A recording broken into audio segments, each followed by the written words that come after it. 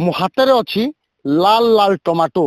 प्रतिदिन रोषे कले टमाटोर निहाती भाव आवश्यकता पड़ी थाए से गरीब हो बा धनी किंतु आपन को एमिति एक चित्र देखैबू आपण देखिले मध्य आश्चर्य होई जिवे। ये देखंतु आमे वर्तमान टमाटो खेत रे अछु। ये ये ये होची बरगढ़ जिल्लार घेस तिलेमाल गाँव रे आमे अछु एवं आपण देखुचंती बिल रे एभली भाबे टमाटो वर्तमान सडुची। ये टमाटो सडुनी आपण कैमरा पर्सन को टिके अनुरोध करबी विजुअल टिके देखैबे देखंतु किभली भाबरे बिल रे गाई छड़ा जाईची एवं जो टमाटो अच्छी गाई गोरु वर्तमान टमाटो खाउछंती कारण हला वर्तमान जिल्ला रे टमाटोर अभावी बिक्री देखा देइची। जहाँ चाषी कहूतिले किलो को 2 रु 3 टंका रे बिक्री करबा को पड़ुची जहाँ फल रे आउ तोलिबा को मध्य आग्रह प्रकाश करूनांती कारण सी एते कष्ट कले मध्य खर्च बाहरु नै जहाँ फल रे एमिति बिल रे टमाटो पकाई दैछंती। चाषी को सहित कथा बा आज्ञा हमें देखुछु आपण केते चाष करथिले बिल रे एवं एमिति टमाटो कोन पय छाड़ी दैछंती।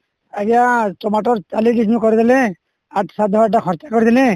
तो बिक्री नहीं 2 टंका 1.5 टंका रे बिक्री जाय आमानु बोले सेते लगे आगा बारी पड़ी जे बजे बाजार के जीवार हमर मेहनत न मिलबा सेते लगे आगा गाय हमर खोजन हम छाड़ी नहीं सरकार के हम जण कि हमर को सहयोग मिलबा कथा शीतल भंडार ढेला में 2 पैसा रखी पारतु 2 पैसा इति कमाई पारला आया भलो चली पारतु इति हमर बुडू जमा पचा आया 2 पैसा कमाई नहीं पारबा धान चाष ना करो बोले कहउछन हला बेसा करो बोलछन पुनी परिवार करो ठीक बा बोलछन इति तार बिक्री भी नहीं लगे हम इति बुडी छी सरकार के एते लगे जण कि काना हमर गुडे सहयोग दबा कथा केते चाष करथिले केते जमी रे चाष करथिले केते टंका खर्च करथिले एवं केमिते वर्तमान पैसा पाइ आया 8,000 टका खर्च करनी 40 डिसमिल बेले बिक्री नहीं लाभ आया सब छाड़ी देली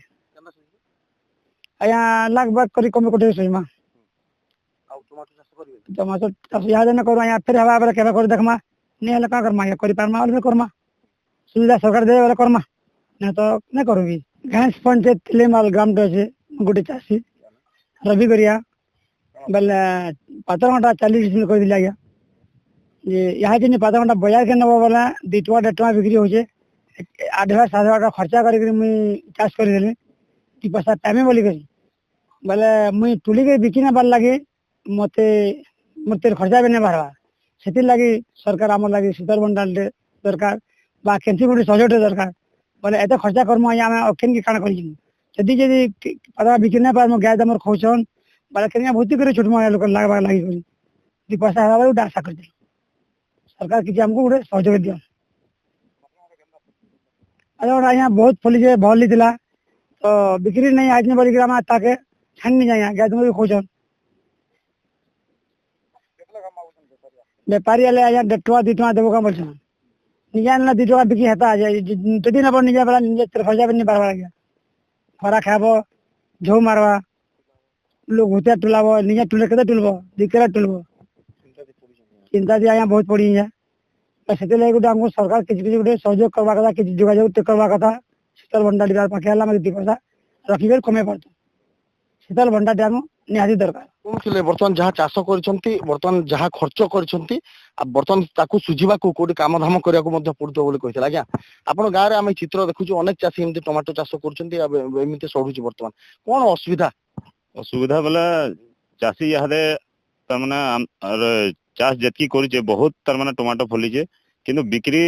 रो सुविधा किछि नै न बाजार के जदी नेबे 2 टका 3 टका बिकुजन जेंदा के तकर टुलवार और परिश्रम करवार किछि मूल्य ही न रहबार जेंदी लगे चाषी भी निजे मुड़े हाथ दे देलान आ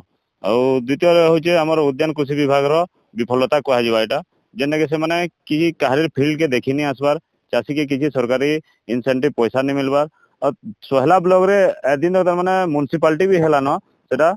हमर एनएससी घोषणा है जेंति कि माने उद्यान कृषि विभाग रो ऑफिस टेन न सेटा बहुत दुख लागुचे और 2 नंबर कथा शीतल भंडार नहीं हला चाषी तार जेन कम रेट रे एबे अच्छे सेटा शीतल भंडार नेगरे गच्छित हिसाब रखता आ जेते बेला अधिकार रेट हेता चाषी तार सुविधा टाइम रे सेन नेगरे बिकी पारता सेटा जदी सुविधा हे पारता चाषी माने बहुत ऊपर के उठी पारते और अणधान चाष प्रति तांकर बेस गुरुत्वपूर्ण भूमिका रहता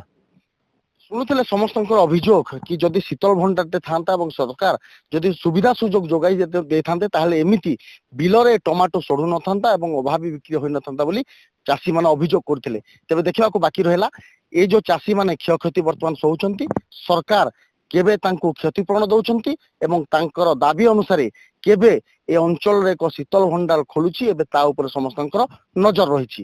ବରଗଡ଼ରୁ ଧର୍ମଦତ୍ତ ପାଢୀ, OTV।